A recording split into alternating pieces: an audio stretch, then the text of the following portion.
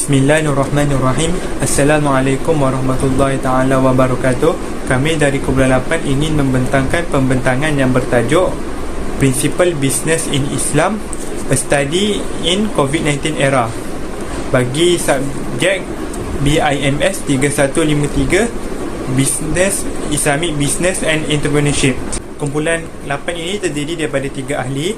Yang pertama, saya sendiri, Muhammad Izzuddin Husni bin Muhammad Kamal, nombor metrik 287204, ditemani Nurul Fatihah binti Dahlan 287519 dan Nuriana binti Muhammad Effendi Elias Justin 289591. Terdapat beberapa bahagian di dalam pembentangan ini.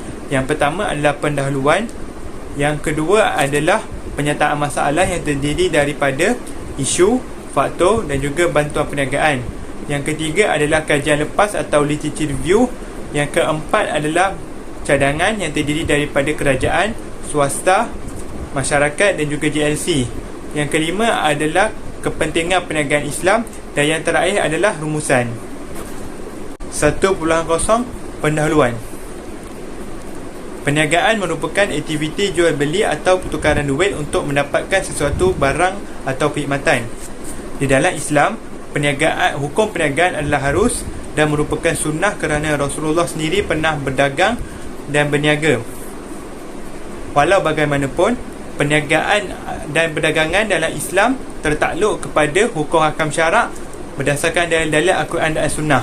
Tidak dinafikan, perniagaan merupakan salah satu cara untuk mendapatkan hasil pendapatan yang lumayan dan diberkati oleh Allah. Walau bagaimanapun, pada tahun 2020 hingga kini, suatu wabak yang sangat bahaya iaitu wabak COVID-19 telah melanda dunia yang secara langsung menjejaskan semua sektor pekerjaan termasuklah sektor perniagaan ini. 2.0 Problem statement atau pernyataan masalah. Yang pertama adalah isu. Terdapat dua isu utama. Yang pertama adalah isu kewangan. Kita tidak boleh nafikan ketika berniaga dalam era COVID-19, pelbagai isu kewangan yang timbul. Hal ini kerana para peniaga sangat sukar untuk mendapatkan jualan dan untung, dan menyebabkan mereka tidak mampu membayar gaji pekerja mereka, bayar bil utility dan juga bayar modal perniagaan mereka. Apabila keadaan ini berlaku, dia membawa kepada isu yang kedua iaitu masalah kesihatan mental dan tekanan kehidupan, kerana para peniaga tidak mempunyai pekerja untuk membantu dalam melangsungkan perniagaan mereka kerana tidak mampu membayar gaji mereka. Seterusnya, mereka terpaksa memberhentikan pekerja mereka dan mereka terpaksa bekerja seorang diri atau dengan pekerja yang sedikit. Hal ini akan memberikan tekanan yang sangat hebat kerana mereka terpaksa menguruskan perniagaan dengan kerja yang agak banyak, namun untung belum tentu mencapai pada tahap yang sepatutnya kerana tiada permintaan. Dan juga mereka runsing kepala kerana barang-barang yang mereka jual mungkin tidak habis dan rosak, dan menyebabkan mereka terpaksa buang barang-barang perniagaan tersebut dan menyebabkan kerugian berganda. Hal ini menyebabkan mereka boleh berlaku tekanan dan juga masalah mental kerana terlampau tertekan. Problem statement yang kedua adalah faktor. Mengapa perniagaan sangat sukar untuk meneruskan perniagaan? Faktor yang pertama adalah kerana pendapatan orang ramai menurun atau gaji menurun. Berdasarkan suatu tinjauan, didapati bahawa 30% daripada keseluruhan gaji kebanyakan rakyat Malaysia menurun ketika era COVID-19 kerana semua majikan termasuk dalam sektor kerajaan tidak mampu membayar gaji penuh seperti biasa kerana kerugian ketika era COVID-19. Hal ini, apabila perkara ini berlaku, semua orang akan mula berjimat cermat dan membeli sesuatu yang sangat-sangat diperlukan sahaja.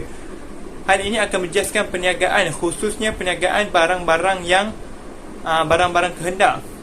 Barang-barang keperluan seperti makanan juga turut terjejas kerana ramai orang akan beli dalam kuantiti yang sedikit, cukup sekadar untuk meneruskan kehidupan. Faktor yang kedua adalah inisiatif sendiri, yang mana ketika era COVID-19 ini kita dapat melihat orang ramai takut atau enggan pergi ke kedai kerana takut bersesak-sesakan dan mudah dijangkiti oleh wabak COVID-19. Apa yang mereka lakukan adalah mereka mengambil inisiatif sendiri untuk menternak binatang-binatang ternakan dan juga tumbuh-tumbuhan serta buah-buahan untuk dibuat makanan sendiri, makanan keluarga sendiri, tanpa perlu pergi kedai untuk membelinya. Sebagai contoh, menternak ayam, menanam sayur-sayuran seperti sawi, buah-buahan seperti pisang untuk kegunaan keluarga sendiri, tidak perlu ke pasar raya untuk membelinya. Hal ini akan menjejaskan perniagaan khususnya perniagaan barang-barang pertanian. Faktor yang ketiga adalah kelemahan atau ketidakcekapan para peniaga dalam menggunakan e-dagang. Seperti mana kita ketahui, e-dagang ataupun perniagaan di atas talian amat diperlukan ketika ini kerana ia lebih memudahkan dan lebih selamat, kerana orang ramai hanya memesan barangan melalui telefon bimbit atau tablet dan dapat mengurangkan pergerakan ke kedai lah. Dan antara masalah yang dihadapi peniaga yang kurang dalam menggunakan aplikasi di atas talian adalah kerana kurangnya ilmu pengetahuan mereka terhadap e-dagang ini, khususnya bagi peniaga yang sudah berusia, kerana mereka menganggap bahawa aplikasi e-dagang ni merumitkan dan melecehkan mereka saja untuk sentiasa mengupdate ataupun sentiasa memuat naik barang-barang mereka di internet. Dan bagi mereka benda ni menyukarkan kerana mereka tidak biasa menggunakan gadget-gadget yang ada pada hari ini. Penyataan masalah yang terakhir adalah bantuan perniagaan. Seperti mana kita tahu, terdapat pelbagai bantuan perniagaan yang diberikan oleh pelbagai pihak untuk membantu peniaga ketika era COVID-19 ini. Antara bantuan perniagaan adalah daripada pihak kerajaan seperti Prihatin, yang mana Prihatin ini bantuan sebanyak RM1,600 diberikan kepada pendapatan isi rumah yang kurang RM4,000, RM800 kepada individu bujang yang bekerja gaji di bawah RM2,000, bantuan one off atau sekali bagi kepada student pengajian tinggi sebanyak RM200 dan peruntukan RM100 bilion kepada sektor perniagaan. Bantuan yang kedua adalah bantuan pemulih, yang mana pemulih di sini saya khususkan kepada agensi pelancongan, yang mana kerajaan akan memberikan sebanyak RM3,000 kepada agensi pelancongan yang berdaftar di bawah Kementerian Pelancongan, Seni dan Budaya Malaysia. Perkara ini sangat bagus kerana seperti mana kita tahu, agensi pelancongan merupakan agensi yang paling terjejas ketika COVID-19 kerana mereka boleh beroperasi dalam keadaan minimum pada PKP 4.0, yang mana perniagaan lain sudah mulakan dulu pada PKP sebelumnya. Mereka baru saja hendak mula. Jadi bantuan ini sangat-sangat membantu mereka untuk membangunkan semula perniagaan mereka. Tidak boleh dinafikan, institusi Islam juga memainkan peranan yang penting dalam membantu perniagaan ketika COVID-19, seperti melalui zakat, wakaf dan juga sedekah. Baiklah, melalui zakat sebanyak 25.6 juta dana zakat dikeluarkan oleh Majlis Agama Islam Wilayah Persekutuan melalui program tabung musahadah COVID-19, yang mana daripada 20.56 juta itu 21.7 juta diberikan kepada asnaf. Bakinya iaitu sebanyak 3.13 diberikan kepada hospital ICU. Apabila agen zakat ini diberikan, hal ini secara tak langsung memberikan kuasa beli kepada asnaf dan juga kepada pihak hospital untuk membeli barang-barang yang sepatutnya untuk mereka melakukan untuk meneruskan kehidupan mereka dan melakukan kerja lah. Hal ini dapat membantu meningkatkan pendapatan perniagaan yang mana mereka semestinya akan membeli barang-barang yang sepatutnya di premis-premis perniagaan yang disediakan. Dari segi wakaf pula, melalui tabung COVID-19 melalui Agensi Pengurusan Bencana Negara NADMA, mereka telah membuat satu tabung yang mana duit yang berada di tabung itu hasil sumbangan orang ramai akan diberikan kepada mereka yang tidak bekerja atau diberhentikan bekerja. Apabila mereka yang tidak bekerja ni mendapat duit, mereka boleh melakukan pembelian dan seterusnya dapat meningkatkan pendapatan para peniaga. Baiklah, dan yang ketiga adalah sedekah, yang mana seperti mana kita tahu, terdapat jutawan-jutawan Malaysia yang dermawan seperti Ustaz Emilio telah membantu orang ramai dan para peniaga dengan memberikan sumbangan wang dan seterusnya dapat meningkatkan kuasa beli mereka dan membantu peniaga untuk mendapatkan suntikan modal. Baiklah, itu sahaja daripada saya. Saya serahkan kepada rakan pembentang saya yang seterusnya. Baiklah, nama saya Nuriana binti Muhammad Effendi, nombor metrik 289591. Saya akan membentangkan berkaitan dengan kajian lepas, iaitu literature review berkaitan dengan tajuk tugasan kami, prinsip perniagaan dalam Islam, kajian pada era COVID-19. Dalam bahagian ini, saya akan memilih dua pengkaji yang membuat kajian yang sama dengan tajuk kajian kami, iaitu pengkaji yang pertama ialah Ismail yang melakukan kajian pada tahun 2017, mengatakan bahawa konsep dan prinsip perniagaan Islam ni dia saling berkait rapat dengan keusahawanan. Dijalankan oleh beliau telah menggariskan apakah itu perniagaan Islam dan bagaimana ia berfungsi. Islam telah meletakkan nilai tinggi dalam perniagaan yang dikendalikan secara beretika dan menepati syariat Islam. Hal ini kerana perniagaan dan perdagangan merupakan salah satu tanggungjawab sosial dan fardu kifayah kepada umat Islam kerana ia membantu dan bekerjasama antara satu sama lain dalam kehidupan masyarakat. Akhirnya, perniagaan merupakan sejenis perkhidmatan awam dan telah diiktiraf dalam Al-Quran dan merupakan satu aktiviti yang dibenarkan. Seterusnya, pengkaji yang kedua ialah Dr. William Hamilin yang melakukan kajian pada tahun 2021 mengatakan bahawa keusahawanan merupakan individu yang berusia 15 tahun hingga 40 tahun sama ada di bandar atau luar bandar dan mereka memfokuskan dalam transformasi nasional N50 bagi mempersiapkan Malaysia sebagai sebuah negara maju dan berpendapatan tinggi walaupun dalam era pandemik. Walau bagaimanapun, Rang Undang-Undang Akta Pertubuhan Belia dan Pembangunan Belia tahun 2019 Akta 668 telah menurunkan had usia belia daripada 40 tahun kepada 30 tahun dan diwartakan pada 31 Disember 2019. Hal ini kerana menurut Persatuan Tunas Usahawan Nasional, kebanyakan peniaga baharu dimulakan oleh belia yang berusia sekitar 31 hingga 35 tahun. Baiklah, kita masuk kepada cadangan untuk meningkatkan perniagaan pada era pandemik COVID-19. Beberapa pihak perlu memainkan peranan penting seperti bagi pihak kerajaan boleh menyediakan modal kepada peniaga-peniaga kecil untuk mereka memulakan perniagaan. Pihak kerajaan juga boleh menyalurkan bantuan dalam latihan pengeluaran, iaitu membantu peniaga-peniaga yang kurang berkemampuan untuk mendapatkan produk perniagaan. Akhir sekali, pihak kerajaan juga boleh membantu peniaga-peniaga kecil dalam memasarkan produk dengan tidak memiliki antara peniaga itu berasal daripada luar bandar atau bandar. Peranan seterusnya boleh disalurkan melalui pihak swasta. Pihak swasta boleh mempertimbangkan perspektif pelanggan kerana setiap perniagaan yang dilakukan akan mendapat komplain daripada pelanggan perniagaan itu sendiri. Jadi, berdasarkan daripada komplain daripada pelanggan tersebut, setiap peniaga perlu menambahbaikan kesalahan yang dilakukan. Pihak swasta juga boleh membuka peluang pekerjaan kepada peniaga-peniaga kecil seperti bekerja di bawah syarikat mereka. Akhir sekali, peranan daripada pihak masyarakat itu sendiri antaranya ialah mengembangkan pelaburan. Pelaburan merupakan satu inisiatif penting dalam perniagaan kerana ia membantu untuk menangani kenaikan inflasi, memberikan kadar pulangan yang lebih baik dan juga merupakan sumber pendapatan dalam perniagaan.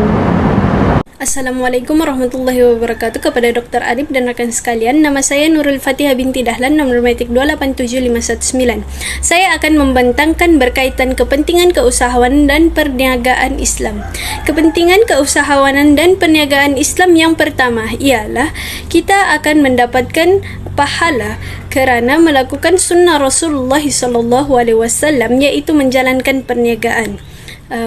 Oleh itu, sesiapa yang menjalankan perniagaan dengan mengikuti syariat Islam, maka ianya akan mendapatkan pahala. Hal ini dapat dibuktikan melalui sabda Rasulullah SAW, yaitu man tamassaka bisunnati inda fasadi ummati falahu ajru mi'atin syahid.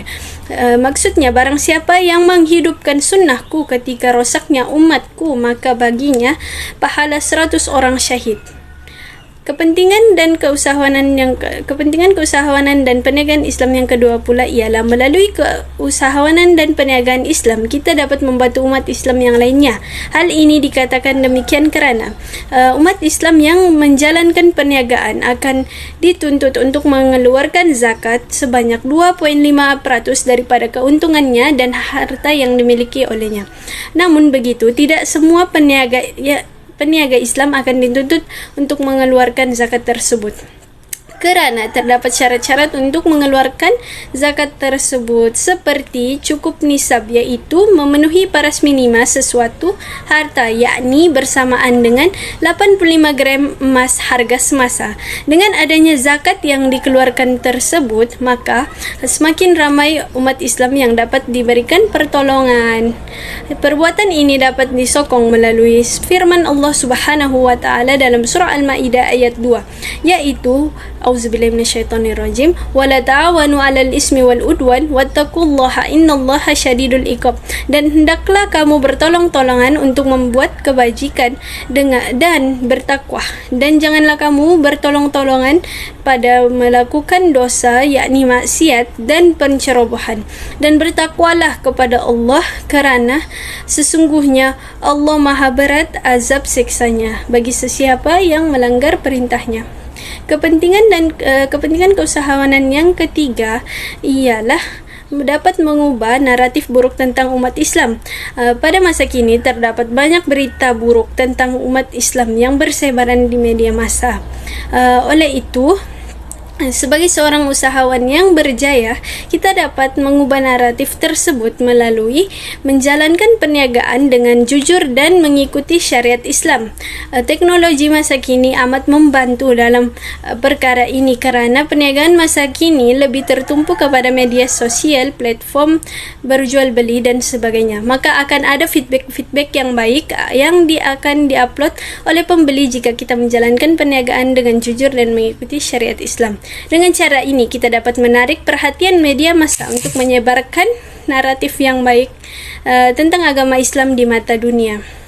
Kepentingan yang seterusnya ialah kita dapat menghasilkan rezeki yang halal. Bagaimana kita dapat menghasilkan rezeki yang halal melalui keusahawanan dan perniagaan Islam?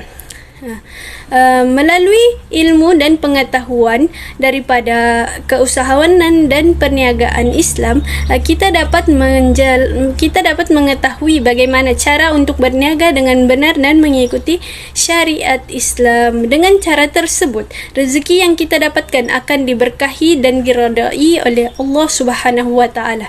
Hal ini dapat disokong melalui sabda Rasulullah SAW, yaitu Inna tujara yub'athuna yawmal qiyamati fujara illa man ittaqullaha wa barraqa wa sadaq.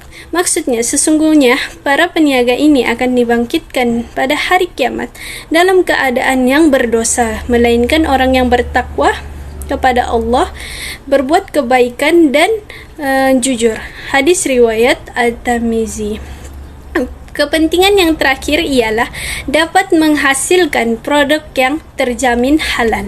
Hal ini dikatakan demikian kerana seperti yang kita ketahui bahawa perniagaan masa kini dipelopori oleh negara China.